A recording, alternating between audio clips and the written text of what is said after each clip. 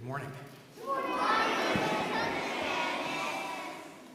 Well, we are here. We got to the last chapel of the school year. Yes.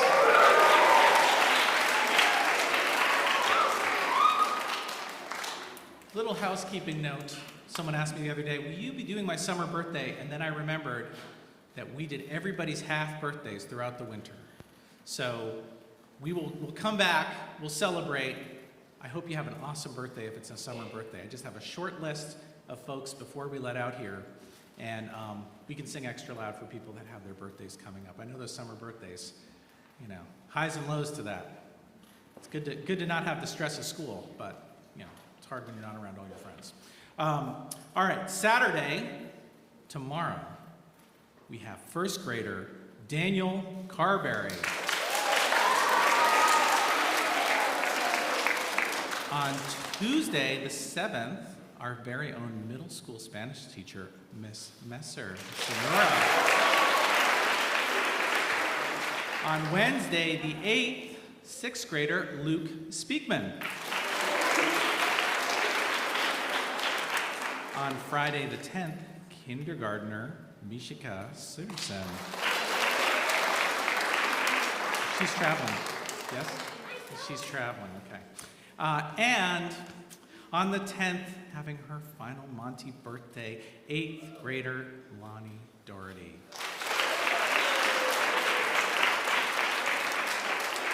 All right, let's sing them out. Here we go.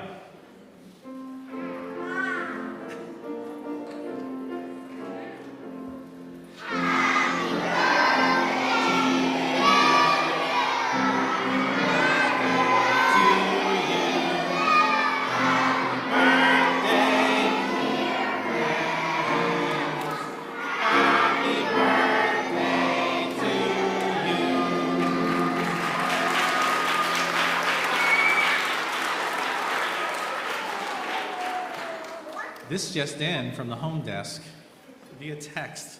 There are 2 birthdays that weren't on my list. On June 5th, our very own Mr. Ruck.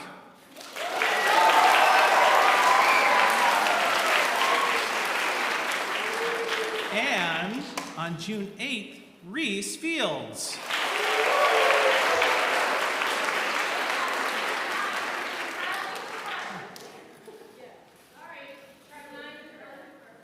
Charlie Hooper? On the 9th, on June 9th. Whew. All right. We got to sing again. That's too many. On the 29th would have been, we gave you a half birthday. Yeah. One more time. We're going to sing one more time.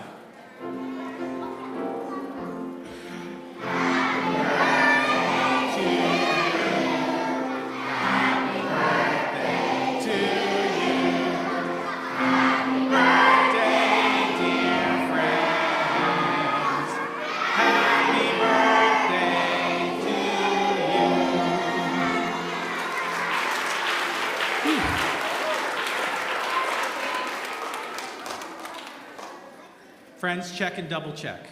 Record keeping, very important. Okay, coming up next week, there's just a million things happening next week in our final week together, and they're all really important.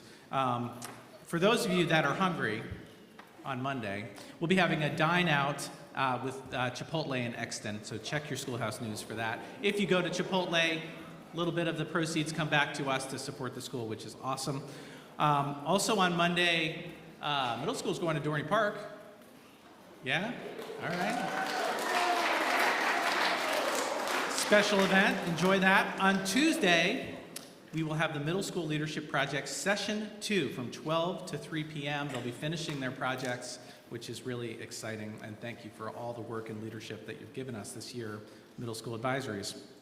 On Wednesday, we will be having our pre-K celebration and last day of school on Wednesday. So that's the last day for the littlest guys.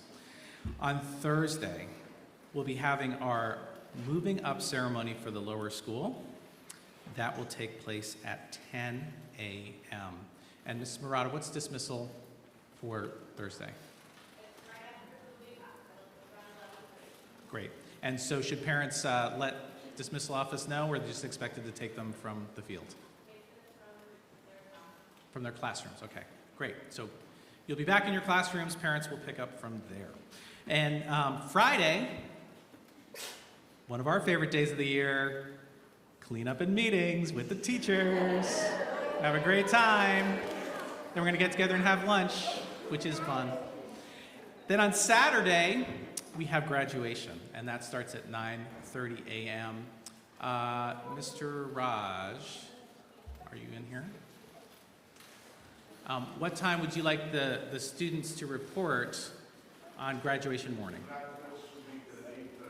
Okay, so we'll see you here at 8:30. Ready for pictures? Looking fine. Okay. All right. Great week ahead. It's hard to believe that we've gotten here to the end of this year. What a year of unexpected moments. Do you remember our first chapel on the grass outside? Yes. Talked about connection, and the rain started to fall, and we were like, okay, what kind of year are we in for? That was just a couple days after we were supposed to have our welcome day. Do you remember what happened on the welcome day? It not only got rained out, but you couldn't get onto the campus. It was flooded. So that happened this year. That was still this year. So a lot has happened. There were a lot of really memorable moments with each of you, and ways that you shared your talents, who you are with the community, that really stick in my mind. I'm proud that you all embodied our theme of connection throughout the year. You showed what it means to be connected, from that first chapel when we had the 8th graders walk in the kindergartners. Do you remember that? It was a special day.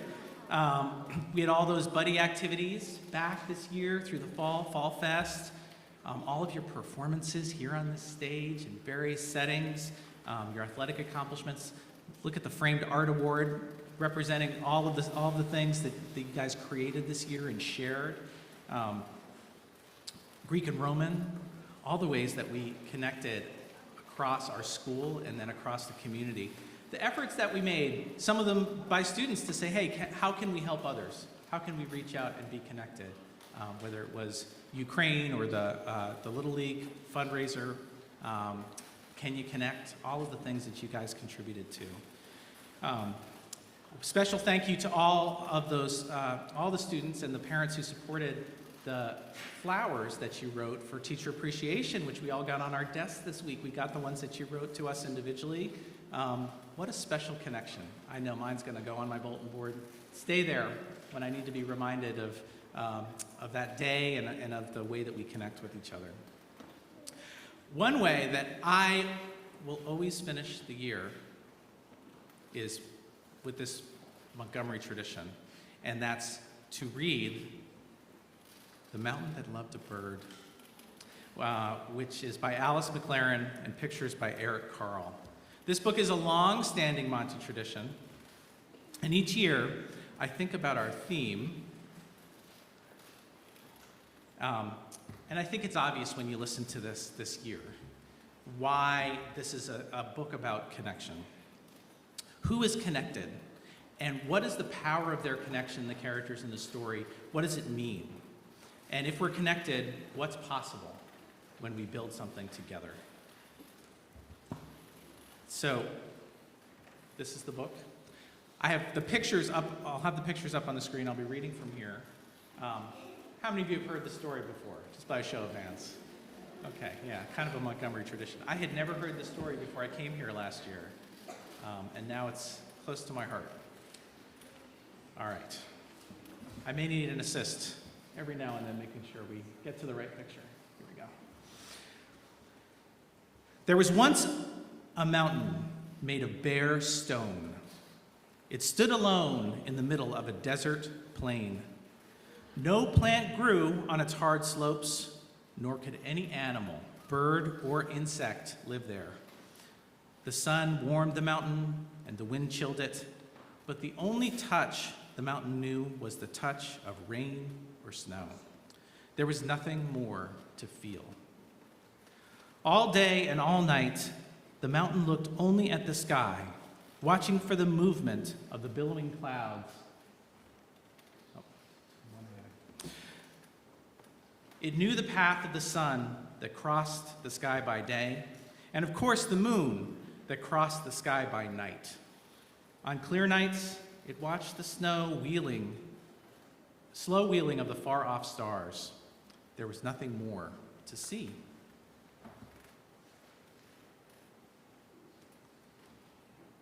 But then one day, a small bird appeared.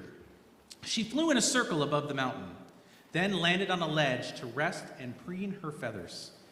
The mountain felt the dry grasp of her tiny claws on the ledge. It felt the softness of her feathered body as she sheltered herself against its side. The mountain was amazed, for nothing like this had ever come to it from the sky before.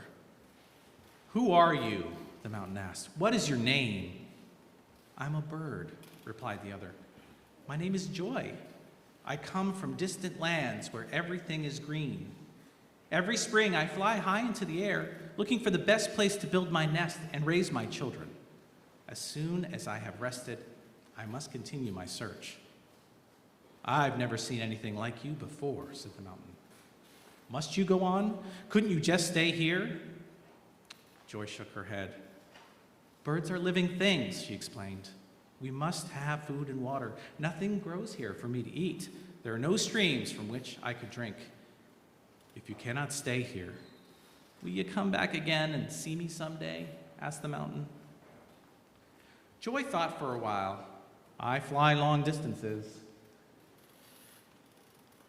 she said, "and I have rested on many mountains.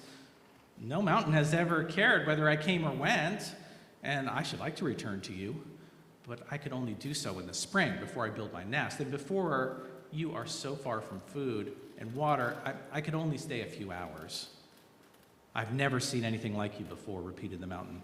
"Even if it were only for a few hours, it would make me happy to see you again." "There is one more thing you should know," said Joy. "Mountains last forever, but birds do not. Even if I were to visit you every spring of my life, there might be only a few visits. Birds do not live very many years." "It will be sad when your visits stop," said the mountain, "but it would be even sadder if you fly away now, never to return." Joy sat very still, nestled against the side of the mountain. And she began to sing a gentle, bell-like song, the first music the mountain had ever heard. When she finished her song, she said, "Because no mountain has ever before cared whether I came or went, I will make you a promise. Every spring of my life, I will return to greet you, to fly above you, sing to you. And since my life will not last forever, I will give to one of my daughters my own name, Joy, and tell her how to find you. And she will name a daughter Joy also and tell her how to find you. Each Joy will have a daughter Joy, so that no matter how many years pass, you will always have a friend to greet you and fly above you and sing to you." The mountain was both happy and sad. "I wish you could stay," it said, "but I'm glad you'll return." "Now I must go," said Joy, "for it is a long way to the lands that have food and water for me. Goodbye until next year." She soared off, her wings like feathered fans against the sun.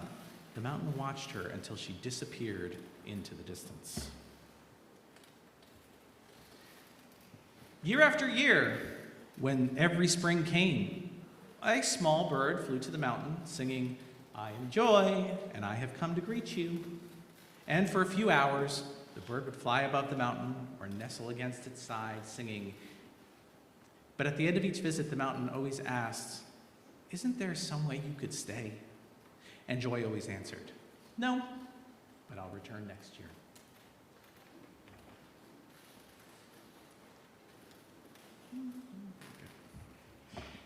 Each year, the mountain looked forward more and more to Joy's visit.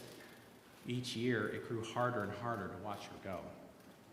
99 springs came and went in this way. On the 100th spring, when it was time for Joy to leave, the mountain asked once more, "Isn't there some way you could stay?" Joy answered as she always did, "No, but I will return next year." The mountain watched as she disappeared into the sky, and suddenly its heart broke. The hard stone cracked, and from the deepest part of the mountain Tears gushed forth and rolled down the mountainside into a stream. The next spring, a small bird appeared singing, "I am Joy, and I have come to greet you." And this time the mountain didn't reply. It only wept, thinking of how soon she would have to leave. Of all the long months before she'd come again, Joy rested on her ledge and looked at the stream of tears. Then she flew above the mountain and sang as she always had. When it was time for her to go, the mountain still wept. "I will return next year," said Joy softly, and she flew away. When the next spring came, Joy returned, carrying in her beak a small seed. The mountain still wept a stream of tears. Joy carefully tucked the seed into a crack in the hard stone, close to the stream so that it would stay moist. Then she flew above the mountain and sang to it. Seeing that the mountain was still unable to speak, she flew away once more. During the weeks that followed, the seed in the crack of the rock began to send down tiny roots. The roots reached into the hard stone, little by little, spreading into smaller cracks, breaking through the hardness. As the roots found water in the cracks, they drew food from the softening stone. A shoot rose from the seed into the sunlight and unfolded tiny green leaves. The mountain, however, was still in deep sorrow. Blind with tears, it did not notice a plant so small. The next spring, Joy brought another seed, and the spring after that, another. She placed each one in a protected place near the stream of tears and sang to the mountain. The mountain still only wept. Years passed in this way, the roots of new plants softening the stone near the stream of tears. As softened stone turned to soil, moss began to grow in sheltered corners. Grasses and little flowering plants sprouted in hollows near the stream. Tiny insects, carried to the mountain by the wind, scurried among the leaves. Meanwhile, the roots of the very first seed went deeper and deeper into the heart of the mountain. Above the ground, what had started as a tiny shoot was growing into the trunk of a young tree, its branches holding green leaves out to the sun.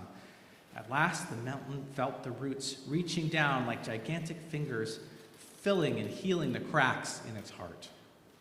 Sorrow faded away, and the mountain began to notice changes that had been taking place.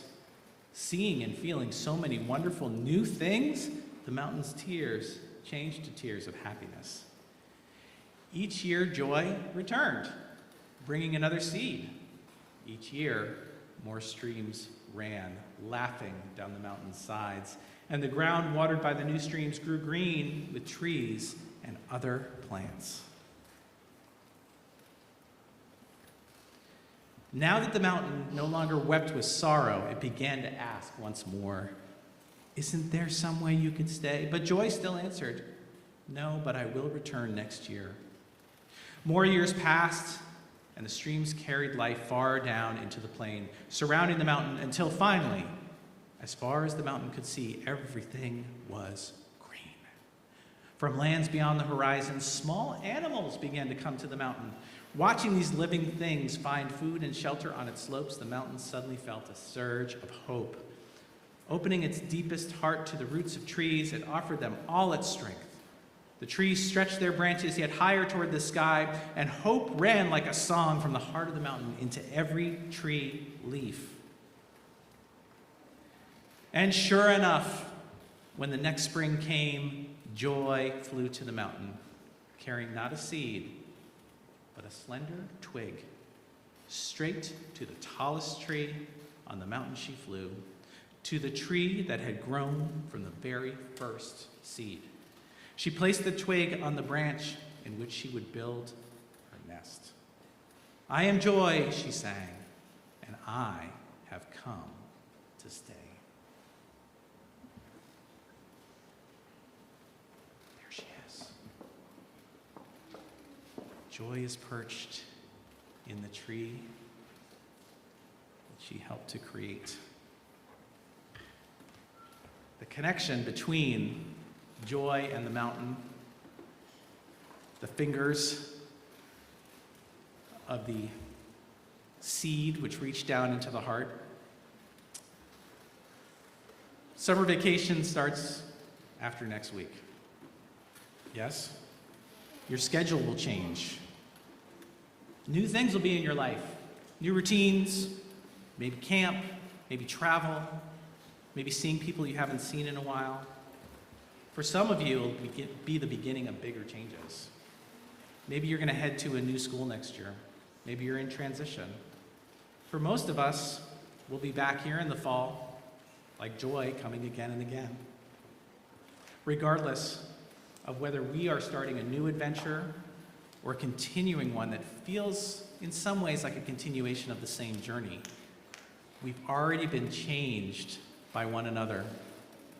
The connections are what help us to grow. The connections you have made here are yours for as long as you keep them in your heart. Like Joy, we're going to always beg you to fly back. Have a great summer. Keep connecting. Thank you for a great year.